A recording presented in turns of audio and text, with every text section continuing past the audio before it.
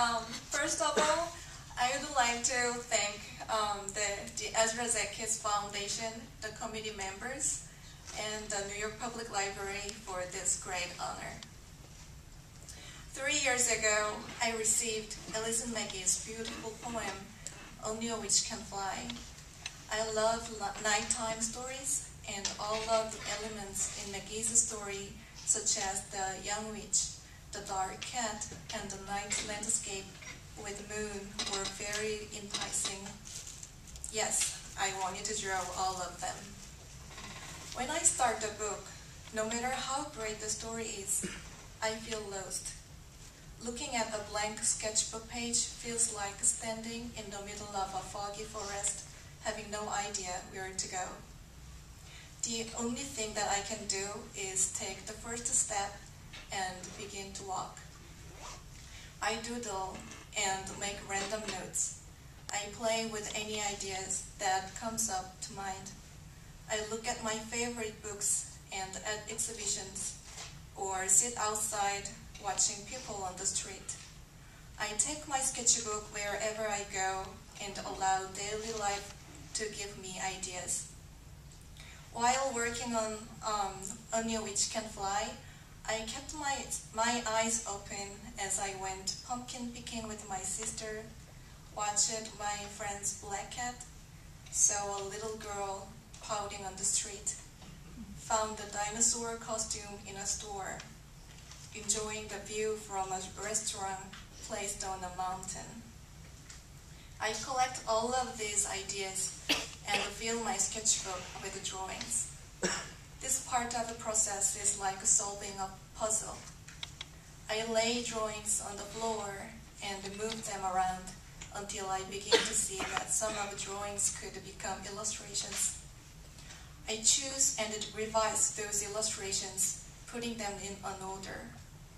Now is when the fog slowly lifts and I begin to see a path in front of me more clearly. Once I see this direction, my work becomes a little easier and I can walk with less fear. I draw and draw until I am happy with the story the images are telling. And I work on carving and printing each illustration.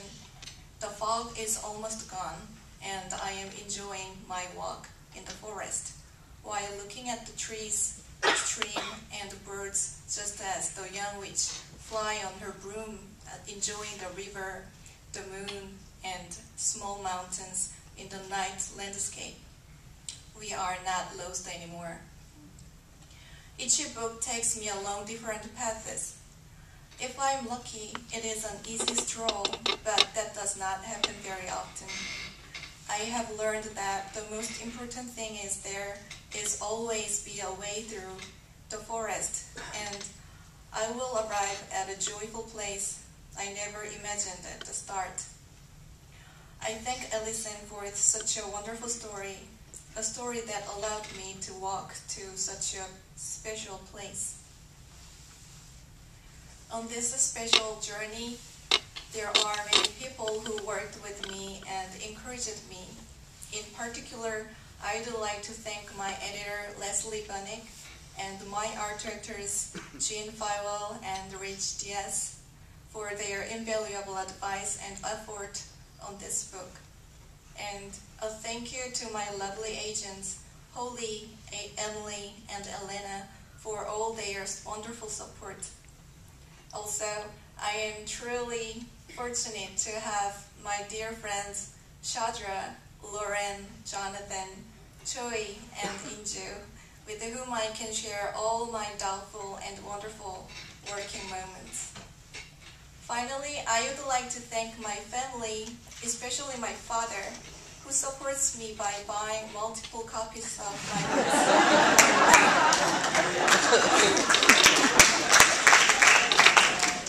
One for the bedroom, one for the living room, and one for the car.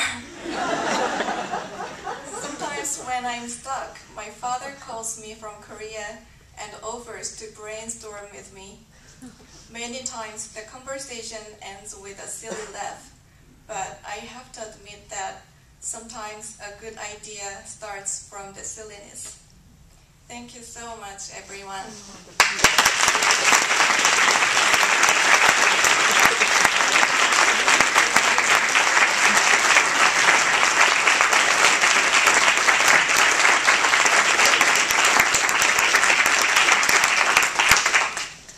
Well, on behalf of the New York Public Library, I would like to thank the Drs. Pope and the Ezra Jack Keats Foundation for their years and years of loyal support. We're here at the New York Public Library where Taeeun has just won the Ezra Jack Keats Award for Best New Illustrator. Taeeun, can you tell us how you're feeling right now? I'm so honored to be here tonight and with my friends who won the former Ezra Jack Keats Award. It feels even more special. Oh, that's great. Thank you so much.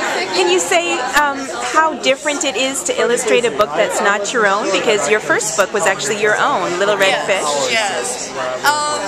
It's working as only illustrator can be a little more harder than working on my own writing. Right. But it also gives me some very the ideas that I would never really think about. The text already gives me some idea, and I really enjoy to see someone else's thoughts and work and add more my thoughts on it. Okay. And collaborate.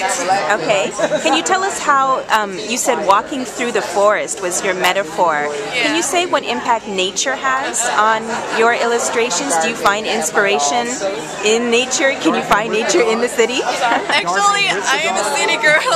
Okay. I was from city in Korea and I live in city in the United States. Yeah. And for this book, my first inspirations was from Austin, where my sister lives, and those landscape was really inspiring.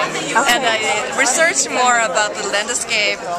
It transformed to a little different looking of landscape, and you would not see the Texas in my book. Okay. But I was really happy to work on the nature inspirations, and it was more like an indirect experience living in a country. Right.